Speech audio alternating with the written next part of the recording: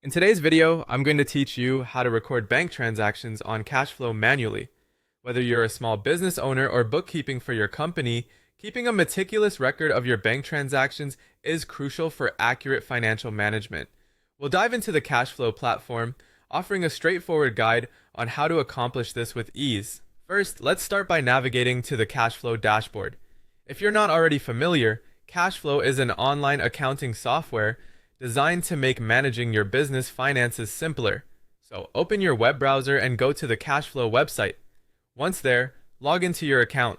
Once you're in, you should find yourself on the dashboard, a well-organized page displaying an overview of your business's financial health. Next, direct your attention to the left-hand side menu.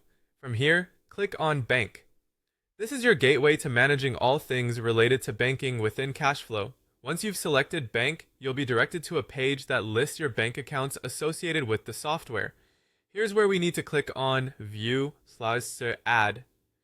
This function is pivotal, as it lets you access the detailed transactions linked to your selected bank account. Now it's time to add your new transaction. Look for the option to add a transaction. This should be straightforward once you're on the bank account's detailed page. First, you will need to input the transaction date.